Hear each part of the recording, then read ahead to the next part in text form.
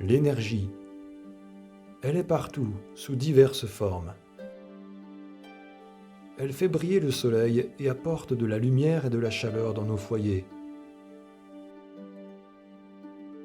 Le monde entier semble se mouvoir inlassablement, comme entretenu par une force inépuisable, en quantité illimitée. Que ce soit nos paysages urbains, ou la nature, puissante, majestueuse, depuis l'intérieur de nos cellules jusqu'aux confins du cosmos. L'énergie est partout. Et pourtant, beaucoup d'entre nous peinent à la trouver. Comme si nos corps étaient entravés, incapables de fonctionner normalement, incapables de puiser leur force dans cette réserve illimitée. Selon les études, 10 à 20% des adultes se plaignent de fatigue chronique, c'est-à-dire une fatigue persistante qui ne disparaît pas, même après un bon repos. Qu'est-ce qui nous fait dévier à ce point de notre état de fonctionnement optimal? Et comment récupérer cette énergie qui nous fait tant défaut?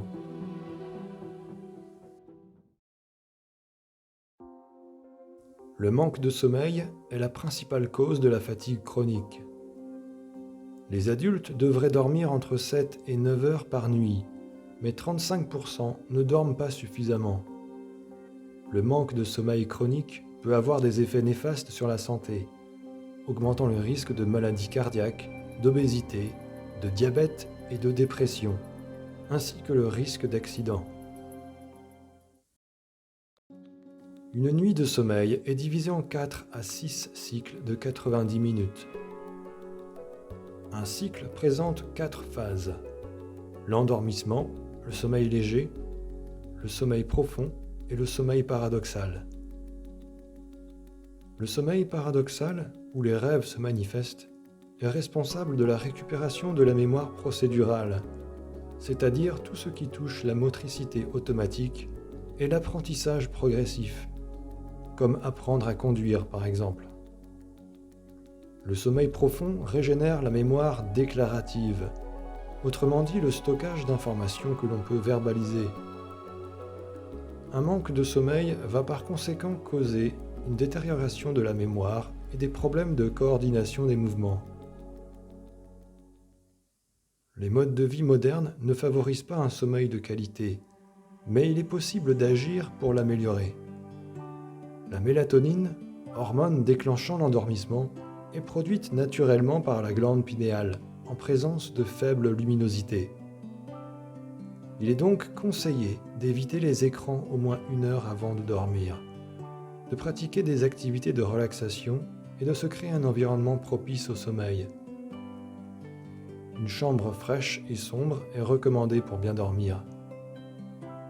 Le sommeil est de meilleure qualité lorsque la température corporelle est légèrement plus basse que la normale. Le respect des cycles de sommeil est également crucial pour maintenir un bon niveau d'énergie. Vous pouvez dormir 9 heures d'affilée et être toujours fatigué, tout comme vous pouvez dormir seulement 6 heures et être en forme. Comment est-ce possible? Eh bien, ce qui importe le plus, c'est de se réveiller après avoir accompli un cycle complet. Il vaut mieux se réveiller après 4 cycles de sommeil, même si cela signifie dormir moins longtemps, que de se réveiller au milieu d'un cycle. Comprenez bien que le respect de ces cycles conditionne grandement la qualité du sommeil et l'énergie durant la journée. Le stress chronique est également un facteur important qui peut affecter la qualité de votre sommeil et entraîner de la fatigue persistante. Et votre système nerveux en paie forcément le prix. Le stress prolongé peut affecter le fonctionnement du cerveau en produisant des substances inflammatoires et en diminuant la production de neurotransmetteurs, les molécules qui permettent aux neurones de communiquer entre eux. Cela affecte directement l'endormissement et la qualité du sommeil. Il vous faudra un peu de temps pour vous reposer vraiment et régénérer votre corps épuisé. Une bonne idée serait de commencer par de petits changements dans votre vie. Identifiez et éliminez progressivement les détails qui vous énervent au quotidien, qu'il s'agisse d'une mauvaise organisation, du désordre ou de certaines habitudes qui vous apportent plus de stress que de bien-être. Prenez bien conscience de votre environnement et faites une liste de ce qui vous dérange. Essayez de changer ce que vous pouvez dès maintenant. Mettez peu à peu de l'ordre dans votre vie.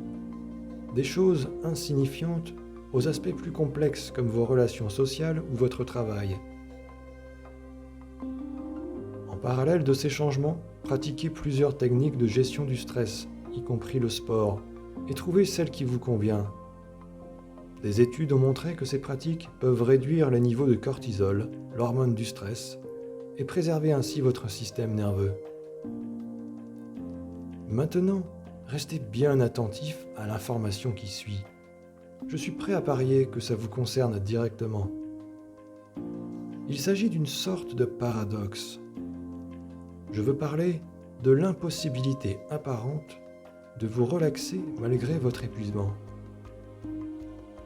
Si votre corps est habitué à être constamment stimulé, vous pourriez ressentir une forme d'anxiété à l'idée de ne rien faire, comme une addiction à un état de nervosité excessif.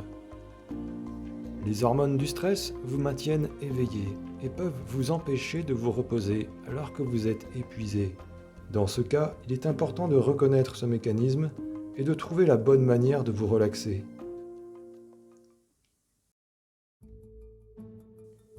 Le nerf vague, également connu sous le nom de nerf pneumogastrique, est l'un des nerfs crâniens qui part du cerveau et descend dans le cou et l'abdomen. Il est en réalité une paire de nerfs qui s'étendent des deux côtés du corps. Le nerf vague est le plus long nerf crânien et il a un rôle important dans le système nerveux parasympathique. Il est souvent appelé le nerf de la relaxation en raison de son rôle dans la réduction du stress et de l'anxiété. Il existe plusieurs techniques simples pour stimuler le nerf vague, et l'une d'entre elles n'est autre que l'expiration prolongée. Vous pouvez pratiquer ce type d'exercice pendant quelques minutes. Faites-le 3 jours d'affilée et je suis sûr que vous y prendrez goût. Mais si vous êtes vraiment effrayé à l'idée de ne rien faire, de respirer lentement pendant 5 minutes ou que vous avez une aversion pour le sport, j'ai une proposition qui devrait vous convenir. Le yoga. Le yoga est une pratique ancienne qui utilise des postures physiques, la respiration et la méditation pour améliorer la santé et le bien-être. De nombreux pratiquants de yoga conviennent que cette pratique peut aider à réduire le stress et l'anxiété. Les postures de yoga peuvent être une option intéressante si vous avez du mal à vous relaxer. Il y a plusieurs types de yoga, à vous de trouver celui qui vous correspond.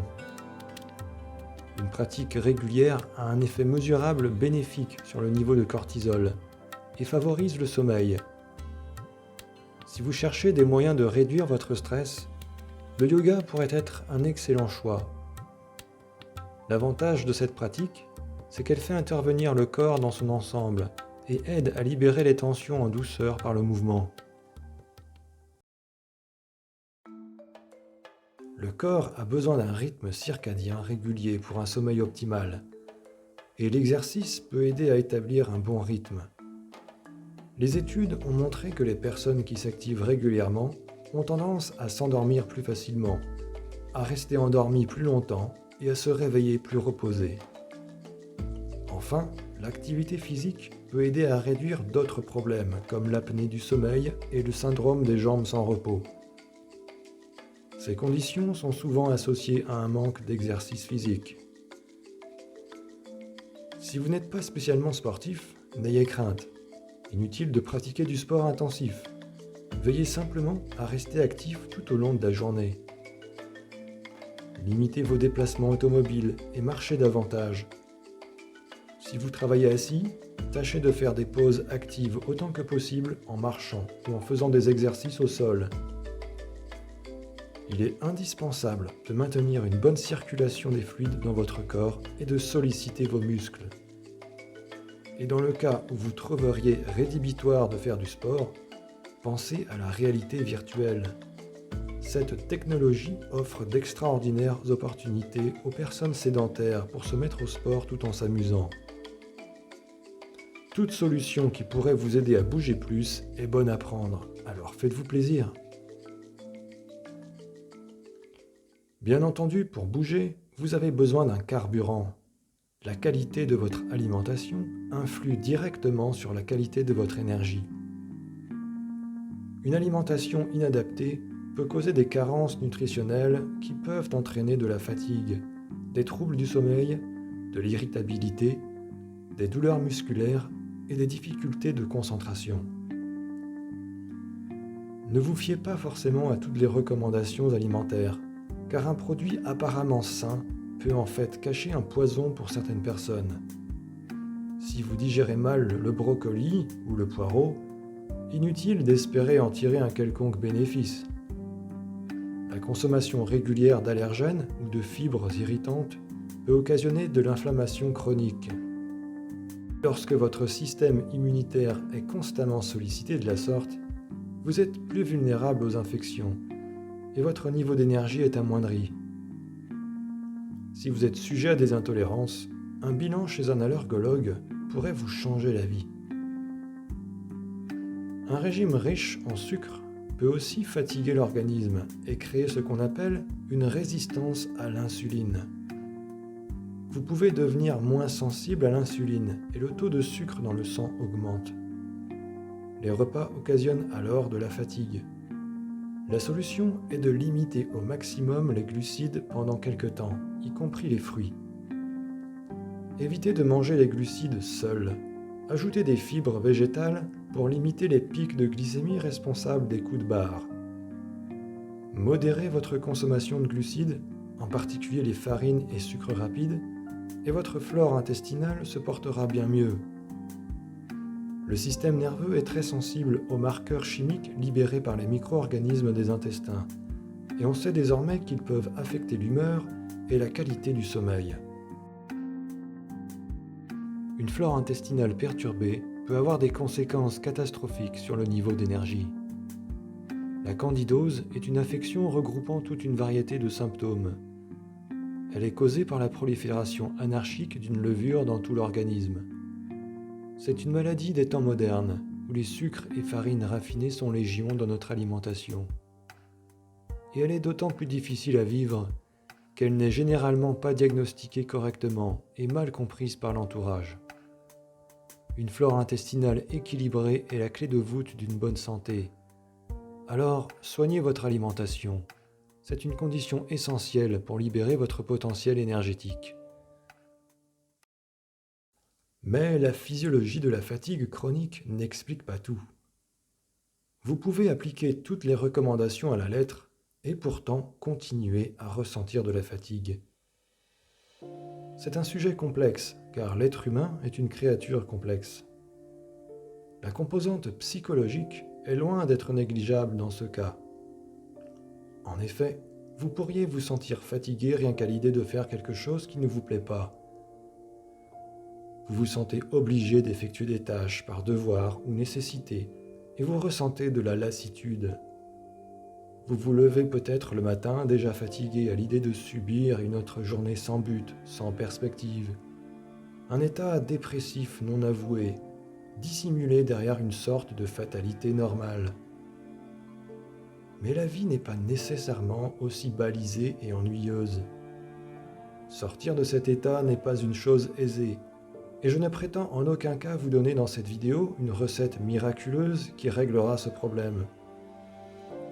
Mais je suis certain que si vous désirez ardemment une nouvelle vie où vous pourrez rayonner, vous trouverez à coup sûr votre voie de guérison. Ce que je peux vous conseiller, c'est de vous autoriser le changement, car oui, c'est toujours possible. Cela vous prendra peut-être un peu de temps, mais si vous appliquez déjà les quelques conseils prodigués dans cette vidéo, alors soyez sûr que vous augmenterez drastiquement vos chances de profiter d'une vie satisfaisante à tous les niveaux.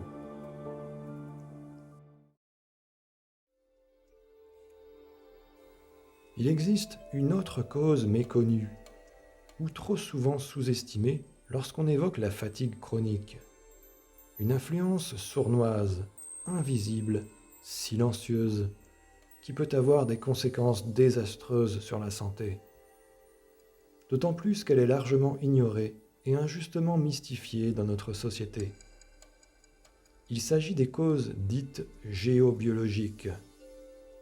Ce qui se passe sous vos pieds, en profondeur dans le sous-sol, influence votre santé.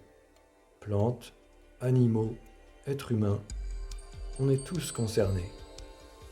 Il existe des réseaux électriques naturels qui parcourent la Terre en formant des maillages complexes.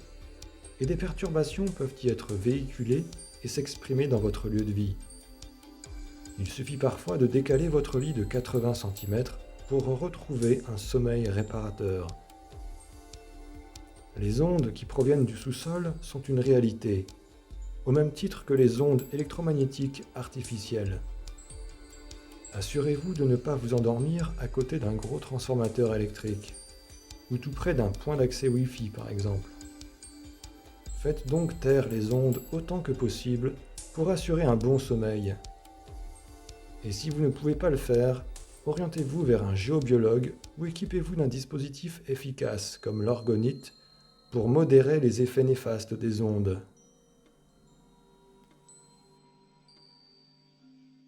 Comme vous pouvez le voir, les causes de la fatigue chronique sont très diverses et il est délicat de fournir une formule efficace pour tout le monde. Mais vous avez déjà quelques pistes qui, je l'espère, vous aideront à vous sentir plus énergique et rafraîchi. Merci d'avoir regardé la vidéo, likez et partagez pour que d'autres personnes puissent en profiter. Et n'oubliez pas de vous abonner à la chaîne. À bientôt!